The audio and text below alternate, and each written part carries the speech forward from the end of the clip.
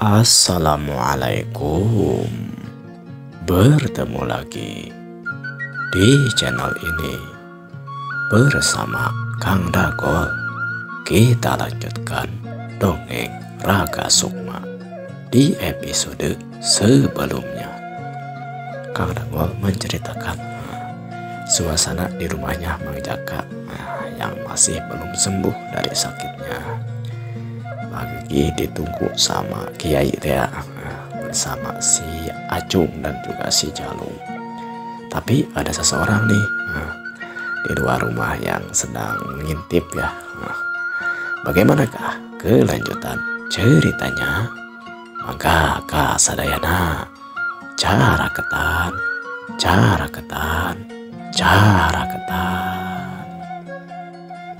Dongeng Raga Sukma season kedua di episode ke-20.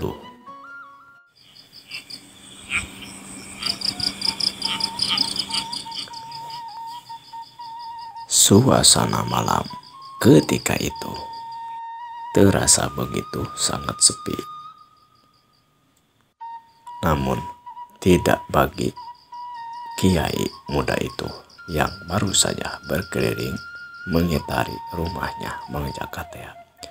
Sesaat akan membuka pintu, kemudian terdengar seseorang berkata, Pak Yai, Jang, ada apa? Wah, itu Kang Obon bukan? Iya. Tidak ada apa-apa, Kang. Hanya saja kita harus tetap waspada berenang. Saya kan tugasnya lagi menjaga ini. Jadi harus berkeliling dan ya memberikan tanda waspada kepada yang lainnya. Itu kirain dia ada apa? Ya, kalau ada apa-apa mah, kasih tahu saja atau saya ikut menjaga di sini. Tidak perlu, Kang. Kalau menurut saya mah, Kang Obon, bolehlah kembali lagi. Kalaupun ada apa-apa nanti saya akan memberitahu ya sebagaimana pastinya lah gitu. Gitu. Ya, kalau memang tidak ada apa-apa mah, ya bagus lah. Tapi bener nih tidak mau temenin. Kan ada si Acung sama si Jalu, cukup lah hanya untuk tebar ngobrol ataupun ya kalaupun ada apa-apa pasti saya akan memberitahu Kang Obon lah. Iya ya sudah tuh, semoga saja tidak ada apa-apa. Kang Obon mau pulang dulu aja tuh gitu. Kalau gitu mah ya sudah, kalau mangga Kang. Ya udah, assalamualaikum. Waalaikumsalam, Kang. Kemudian saat sebelum kembali masuk ke dalam rumah, Kiai itu melihat bayangan di mana Mang Obon kembali ke rumahnya. Setelah cukup melihat-lihat suasana di luar sana, kemudian Kiai itu pun kembali masuk ke dalam rumah. Di dalam rumah langsung saja si Jalu berkata, Kang, ada apa sebenarnya, Kang? Sepertinya itu tadi ada apa, Pak? Wah, tidak ada apa-apa. Bapak kamu tadi menanyakan karena tadi kan Akang mungkin menabuh kentongan, jadi ya bagus lah. Jadi penasaran dia, ada apa katanya. Tapi sebenarnya mah ada apa, Kang? Ya tidak ada apa-apalah, nanti Akang ceritakan. Sekarang aja, Kang. Tidak ada siapa-siapa lagi yang harus ditunggu atau? Ya sudah. Kamu bagaimana, ngantuknya masih? Masih sih, Kang, tapi ya kalau diajak ngobrol gini mah mungkin jadi hilang ngantuknya. Acung, gimana kamu? Sama, Kang, saya juga masih ngantuk. Tapi ya kalau mungkin dipakai ngobrol mah kantuknya jadi hilang. Memangnya di luar tadi ada apa gitu, Kang? Atau ada sesuatu yang mencurigakan gitu? Tidak sih. Tuh, Kang, cerita tuh apa, ngedongeng apa gitu supaya jadi tidak ngantuk, Kang. Kalau ngedongeng mah nanti kamu jadi ngantuk beneran, nanti tidurnya kayak enggak tuh, Kang. Dongengnya yang lucu ataupun yang membuat penasaran gitu, Kang. Jadi supaya ya otak kita jadi tidak memikirkan ngantuk baik gitu. Oh, apa tuh ya? Bentar, mana kopinya masih ada gak? Ini Kang, ada. Ya sudah nih. Wah, Akang ngopi dulu atuh ya, supaya juga tidak ngantuk Akangnya juga. Iya, atas Kang, ngopi dulu. Aduh, masih panas nih kopinya nih. Coba ya. Aduh, benar dah nikmat jadi tidak ngantuk bantu hari ngopi lama. Aduh. Sebenarnya mah kopi teh baik. Ya, konon katanya bisa menghilangkan rasa kantuk. Tapi kalau terlalu banyak juga nanti menyebabkan kembung. Nanti perut kita jadi masuk angin, apalagi di malam-malam seperti ini. Tapi kalau kopinya sudah tidak panas lagi, sudah tidak hangat lagi. Kalaupun mau nambah, ya harus dipanasin dulu, ataupun mau kita sambil ngemil gitu, sambil makan sesuatu apa gitu. Nah, eta teh cung kode bahwa Pak Kiai teh pengen janut gitu. Emangnya? Oh iya ya, ada di dapur itu janut. Oh, tadi sudah habis sama si Jalu. Kamu mah bisa saja ambil aja tuh janutnya. Ya, saya ke dapur dulu ya, ngambil dulu janutnya. Ayo tuh Kang, cerita teh ngadongeng naon, ngobrolin apa gitu Kang, supaya tidak ngantuk Kang. Oh, nanti atuh sama si Acung, Kang juga ini mau nyeruput dulu kopi, menikmati kopi dulu. Kamu juga tuh diminum dulu kopinya. Ya Kang lah, supaya tidak ngantuk ya Kang ya. Ya ini saya Jalu mah, tidak sabaran. Padahal mah ini saya juga pengen ngedengar kalau mau cerita atau ngadongeng mah. Ya supaya tidak terlalu ngantuk ini, supaya kabang berangkat lah ngantuknya, supaya teralihkan gitu, kata si Acung sambil menyuguhkan makanan untuk Janetnya. Dongeng apa tuh ya? Kalau yang lucu ngebodor, takutnya jadi tidak lucu di obrolanku Akang mah. Kalau ngobrolin yang serius kalah maka nambah ngantuk. Kedongeng apa tuh ya? Ya apa aja Kang lah. Yang serem-serem juga gak apa-apa Kang. Jangan kita Kang, kalau yang serem-serem mah nanti makin takut. Ya memang jadi tidak ngantuk, tapi gak mau keluar nanti. Kalau saya pengen ke air gimana? Kamu mah perangan lah Cung. Bukannya gitu dah kamu juga, kalau sak takut mah tadi juga mau cuci muka pengen diantor. Bisa saja kamu Cung. Ya sudah, ini aja nih. Akang mau ngadongeng apa ya? Ini nih dongeng tentang hantu pocong. Wah, hantu pocong mana Cung tuh? Aduh, kalau hantu pocong itu sepertinya mah menyeramkan tidak Kang?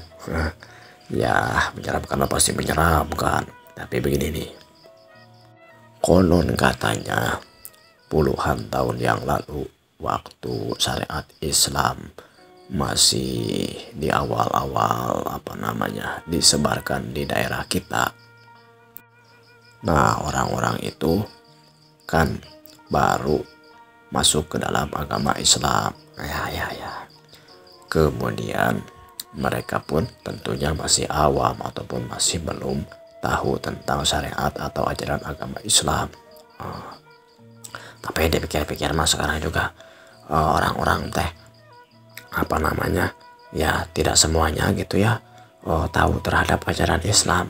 Kadang-kadang mah pengajian sekarang mah, kalau dulu mah kata si bapak dulu gitu, kalau mau ngaji teh suka jauh, suka susah, malahan mah ya istilah nama di kampung itu jauh ke Bedug, Agang, Kadulang, katanya ya jauh kemana-mana, jauh ke masjid.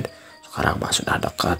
Saya juga kalau mau ngaji tinggal ya di dekat kampung sini juga gak gampang lah Kang. Kamu mah Jalu banyak bicara, dengerin dulu atau cerita Kang Yai. Nanti kalau sudah Kang Yai ceritanya baru kamu ngomong. Ya Kang, silakan Kang.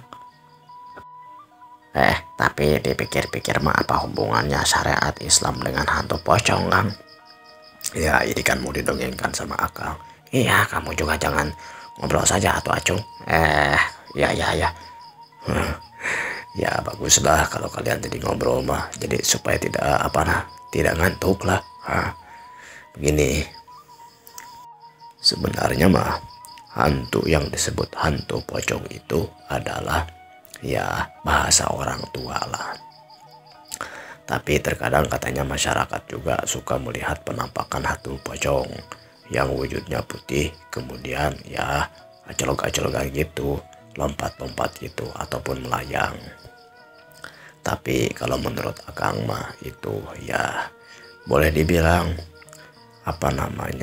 tetenyuhan ataupun terlihat seperti itu. Pada kenyataannya, nah orang yang sudah meninggal mah beneran atau sudah meninggal. Sudah arwahnya dibawa oleh malaikat. Adapun mereka jasadnya di dalam kubur itu mah di kuburan, sedangkan arwahnya mah masuk ke alam kubur, bukan di kuburan tapi ke alam kubur ataupun alam barzah, sampai menunggu nanti waktunya kiamat yang selanjutnya akan mendapatkan pahala ataupun hukuman atau hadiah atas perilaku yang sudah dilakukannya. Apakah itu baik berarti mendapatkan kebaikan, kalau buruk ya mendapatkan keburukan. Kalau gitu mah pahala dan dosa ya Kang. Kalau pahala mendapatkan nikmat dari Allah, kalau dosa berarti mendapatkan azab dari Allah. Gitu. Nah, ketika orang-orang ketika akan menguburkan mayit yang ya dalam syariat Islam kan suka dibalut dengan yang disebut dengan kain kafan. Terkadang orang-orang ini masih awam sehingga tali pembungkus mayat itu tidak dibuka. Kemudian dikarenakan kemungkinannya yang pertama adalah karena tidak tahu, kemudian belum terbiasa, maka akibatnya suka lupa. Padahal dalam syariat Islam wajib seorang mayat ketika dikuburkan itu harus menyentuh pipi kanannya ke tanah karena akan dihadapkan ke sebelah kanan. Jadi tubuhnya dihadapkan ke sebelah kanan dengan pipi menyentuh tanah dan menghadap ke kiblat. Jadi serem Kang kalau ngomongnya seperti itu mah. Jadi kebayang gitu mayat yang ya dibungkus kain putih dan kukunjungan gitu. Itu dia. Jadi orang-orang menyangka bahwa sesuatu yang menyeramkan itu yaitu mayat tadi, atau diserupakan dengan pembungkus atau mayat yang dibungkus dengan kain putih, atau dalam bahasa masyarakat malah disebut hantu pocong. Nah, karena dulu itu masih awam dan masih banyak yang lupa ataupun tidak tahu, yang padahal tadi sudah disebutkan bahwa ketika menguburkan mayat itu si pipi mayatnya itu harus menyentuh tanah, maka ketika itu tidak dilakukan, si mayat tersebut, si kuburannya harus dibongkar kembali. Nah, karena pada waktu itu masih banyak orang-orang yang melakukan kesalahan, entah karena lupa atau karena tidak tahu, ya tentunya banyak masyarakat yang ketika menguburkan mayat itu lupa. Jadi banyak kuburan yang dibongkar kembali untuk dibenarkan, dalam artian prakteknya disempurnakan lah.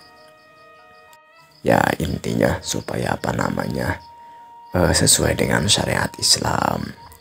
Namun terkadang ada orang yang karena enggan ataupun mungkin lupa, yang tidak mau kembali membongkarnya. Nah, mau tidak mau kan itu bertentangan dengan syariat Islam.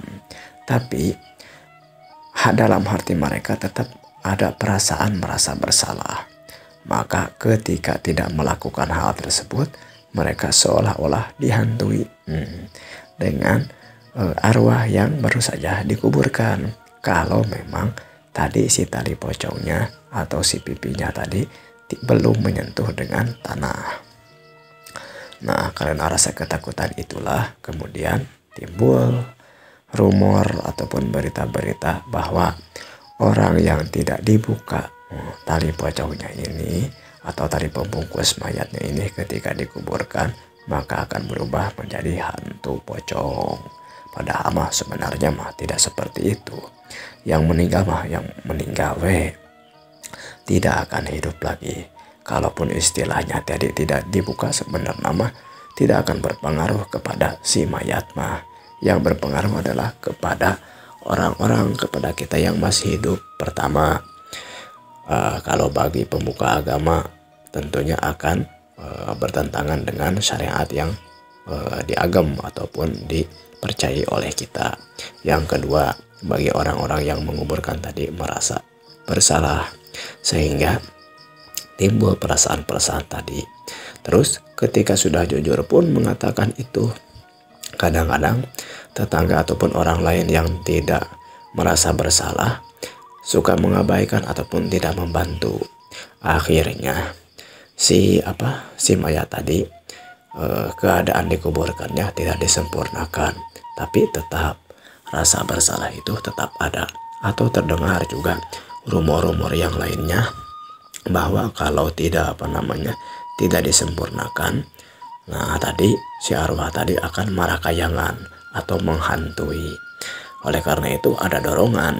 Nah, terutama ketika masyarakat kita masih percaya hal-hal mistis atau berhubungan dengan hantu, maka perasaan-perasaan atau kepercayaan ini menjadi senjata yang kuat untuk kembali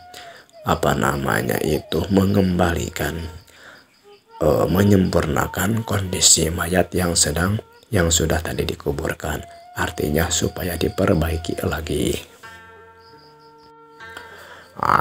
Jadi sebenarnya mah hantu pocong teh tidak ada, hanya perasaan dari yang punya salah atau merasa bersalah, ataupun juga pesan bagi kita ya Kang, kalau ketika menguburkan supaya tidak membongkar lagi, ya harus benar-benar sempurna dalam menguburkan mayat tadi. Gitu.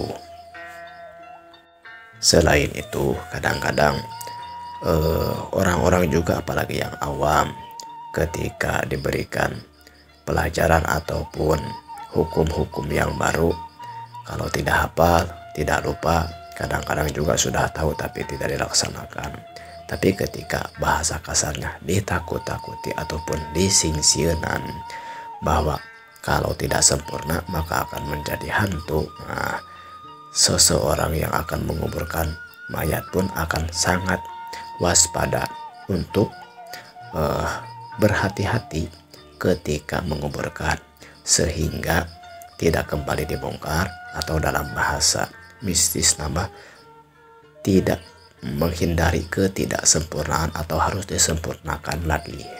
Jadi semuanya akan hati-hati dan akan melaksanakan syariat Islam, terutama dalam hal menguburkan mayat dengan sebagaimana mestinya itu.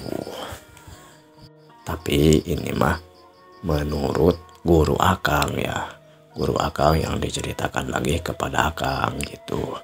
Adapun istilah nama kalau ada penampakan hantu-hantu dan lain sebagainya, itu mah kalau menurut Akang mah hanya tetenya wan lah, hanya ilusi mata kita sehingga dimirip-miripkan, disama-samakan dengan khayalan kita, yang pada hal sebenarnya mah arwah yang sudah meninggal mah ya sudah kembali kepada Allah dengan sempurna, kembali ke alam barzah. Tapi kadang-kadang Kang suka ada katanya melihat sosok putih itu, memang ada ceritanya gitu ya. terlihat putih melayang di atas sawah gitu, atau cerita gitulah pokoknya mah suka ada. Apalagi kan kemarin-kemarin itu ada seperti Kang Unang ya kalau nggak salah mah, sarang Kang Dudung teh mendingan yang itu, yang dipegat hantu sosok warna putih itu. Gimana tuh Kang? Di sini ada Kang, rame Kang. Tapi yang Akang tahu ketika itu katanya Kang Unang teh terjadi pencurian dombanya. Kemudian Kang Dudung juga, Akang dengar itu barang dagangannya ada yang ngambil.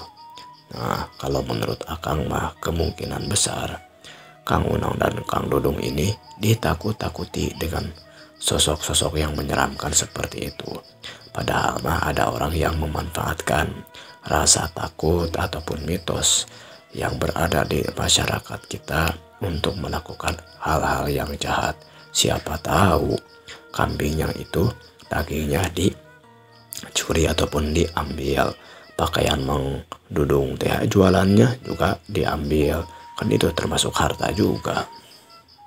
Tapi ada yang aneh Kang.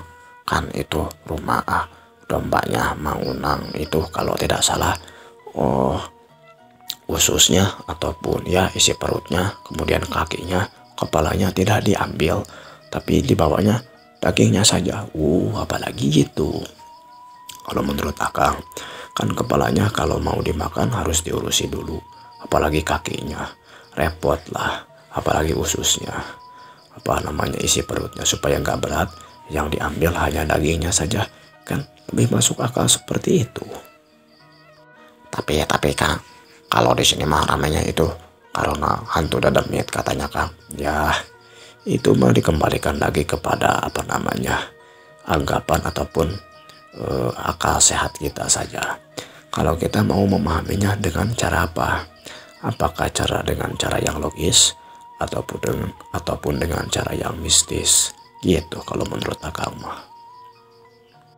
Tapi Kang, bagaimana kalau misalnya ada orang ini, misalnya ada usaha gitu Kang, kemudian ada yang satunya ngewarung, yang satunya juga sama ngewarung, tapi yang satunya mah laris, yang satunya lagi mah enggak gitu Kang. Nah, apakah itu karena ada ilmu pesugihan gitu ya, yang laris mah? Nah itu dia. Kalau kita berpikirnya logis kan, yang tidak laris tadi harusnya berpikirnya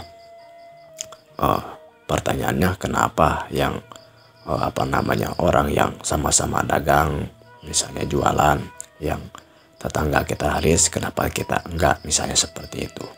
Ya kita teliti, cari ilmunya. Apakah karena tempatnya, karena kelengkapan makanannya, atau karena pelayanannya, atau karena ya banyak hal lah untuk supaya kita dagang, istilah nama supaya menjadi laris.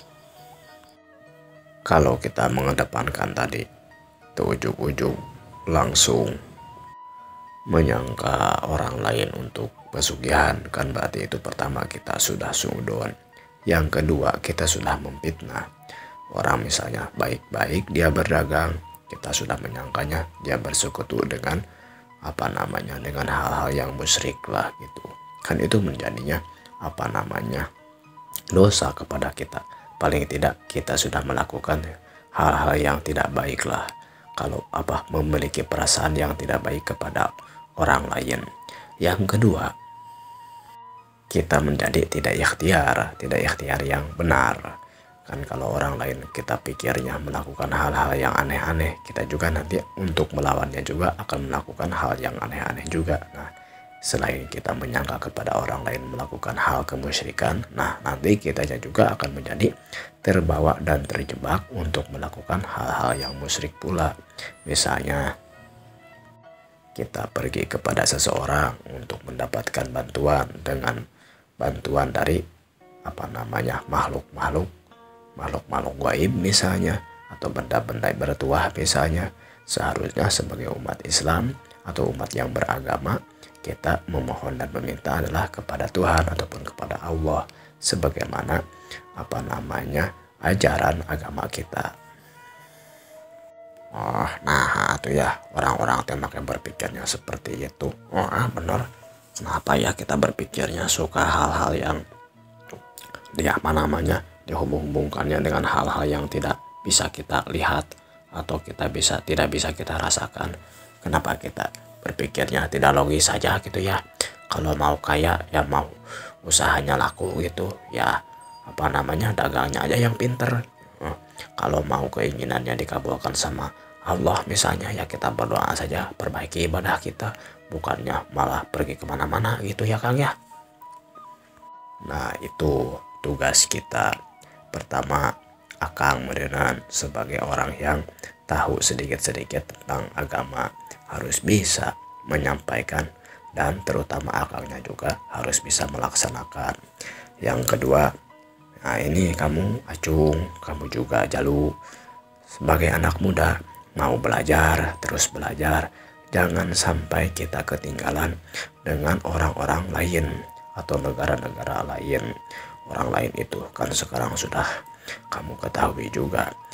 Dulu mah kita terkenal bahwa orang tua kita dulu itu, nenek moyang kita dulu itu pelaut ulung yang sudah suka berkelana mengarungi samudra sampai ke Eropa, sampai ke ke negeri Cina, bahkan ke negeri Jazirah Arab segala rupa. Tapi sekarang kita sudah mengalami kemunduran. Bahkan kita kalah sama dengan bangsa Eropa yang sudah memiliki kapal-kapal yang terbuat dari besi. Wah, gitu ya Kang ya. Padahal yang Acung tahu mah besi mah kalau disimpan ataupun pengen diapungkan di dalam air ya suka tenggelam gitu. Nah itu dia.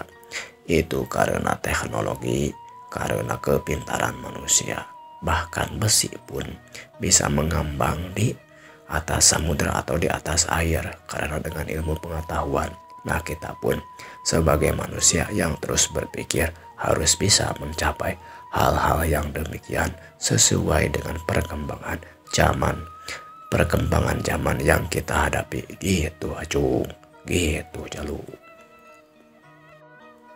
Beberapa saat kemudian di luar terdengar ada langkah-langkah kaki dan suara kentongan yang mendekat ke arah rumah Mang Jaka itu. Rupanya mereka adalah para bapak-bapak yang sedang jaga siskamling ataupun ngaronda.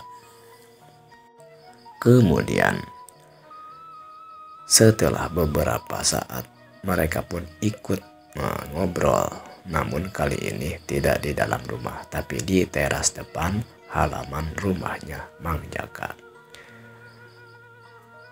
Seketika itu berubahlah suasana yang sebelumnya sepi menjadi agak hangat karena banyak orang yang ngobrol di depan rumah Mang Jaka itu, yang ditemani pula oleh dua orang yang ngeronda. Sementara itu si Acung dan si Jalu pun ikut ngobrol, namun dia berada masih tidak di dalam rumah, di ruang depan. Kita tunda dulu keadaan di rumah Mang Jaka. Kita akan kembali menceritakan di beberapa meter jauhnya di rumah Mang Jaka, di suatu rungkun ataupun semak-semak, menceritakan tentang si Gobang dan si Cekai Tea.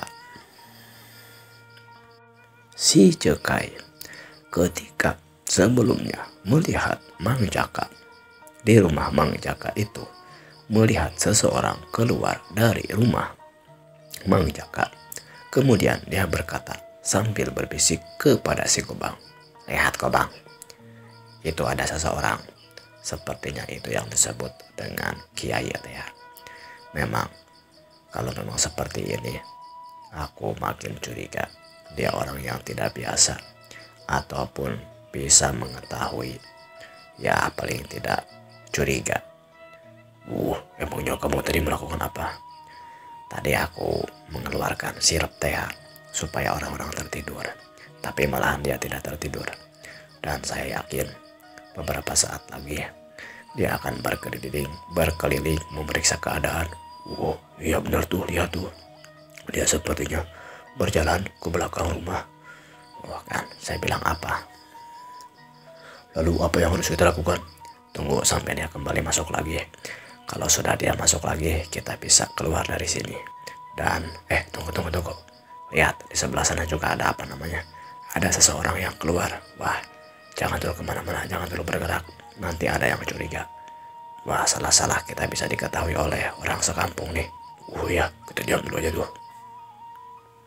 Dalam pandangan mereka, pada saat itu, berbarengan keluarnya Mang Obon dari rumahnya dan segera menuju ke rumah Mang Jaka. Gerak-gerik Mang Obon dan juga Kiai walaupun dari kejauhan oleh si Gobang dan juga si Cekai ini bisa terlihat walaupun dalam temaramnya malam dan hanya bayangan hitam saja yang mampu mereka perhatikan. Setelah terlihat Mang Obon kembali masuk ke dalam rumahnya dan tentu saja Kiai itu pun kembali masuk ke dalam rumahnya Mang Jaka Tea. Dengan sedikit gerakan dan isyarat, kedua orang itu dengan sangat berhati-hati dan sangat teliti menjauh dari tempat itu dan hendak kembali menuju tempat di mana ketuanya ataupun si Kalong Tea ya menunggu di batas kampung. Singkat cerita, keduanya kembali sampai ke tempat sebelumnya mereka berkumpul bersama Mang Kalong. Di tempat itu tentu saja tidak terlihat adanya Mang Kalong. Namun ketika mereka berdua sudah diam dengan tenang sambil melirik ke kanan dan ke kiri, terlihat ada tanda-tanda orang yang datang dan mereka pun sudah sadar bahwa itu adalah Mang Kalong. Cekai, Gobang, bagaimana keadaan di kampung? Hangat-hangat Kang, hangat-hangat pedas Kang. Wah, maksudnya gimana? Gobang, kalau disebut hangat-hangat pedas mah ya kita di rumahnya Mang Jaka ini sepertinya terus dijaga ya, istilah nama dikemitan lah, ada yang menjaganya. Pertama, itu aja mungkin tuh si Cekai yang lebih tahu. Wah ya Cekai, ceritakan cepat kepada saya bagaimana hasil penelitian kamu.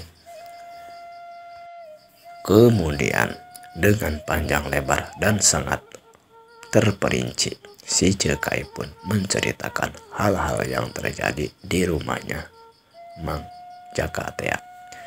Diceritakan bahwa setiap malam dengan bergiliran suka ada orang yang menjaga, terutama diceritakan adanya orang yang bernama Ki Walang dan juga Ki Yai Tea. Saya pikir Kang, yang namanya Ki Walang ini saya belum bisa menjelaskan. Tapi kalaupun memang dia seorang dukun ataupun orang tua, pasti orang tuanya tidak sembarangan orang tua Kang. Kemudian orang yang masih mudanya yang dipanggil Kiai ini, selain dia saya pikir waspada, dia juga memiliki pengetahuan yang cukup baik dalam hal untuk menjaga seseorang. Sudah. Beritanya sudah cukup saja. Segitu juga aku sudah tahulah apa yang terjadi di rumahnya Mang Jaka itu. Terus gimana tuh Kang? Apa yang harus kita lakukan sekarang? Kalau melihat tadi kamu Cekai sudah memberikan ilmu sirap ataupun racun sirap, tapi justru mereka tidak mengantuk, bahkan mereka keluar rumah. Aku pikir memang si Kiai ini yang disebut Kiai ini orang yang memang tidak biasa. Dia minimal tahu apa yang disebut dengan ilmu sirap dan penangkalnya. Dan dia pun pada saat ini pasti sudah curiga kalau selanjutnya akan ada hal-hal yang ya dia akan berpikir ini bukan hal yang terakhir. Pasti ada kelanjutannya gitu.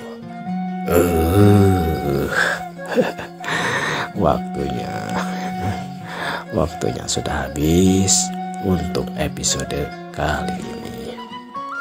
Semoga terhibur dan mohon maaf atas kekurangan Mang Dagol menyampaikan cerita dongeng ini. Like, komen, dan subscribe-nya diantosku Kang Dagol supaya Kang Dagol makin semangat. Mudah-mudahan terhibur dan kita bisa bertemu lagi di episode selanjutnya. Wilujeng patepang deui permio.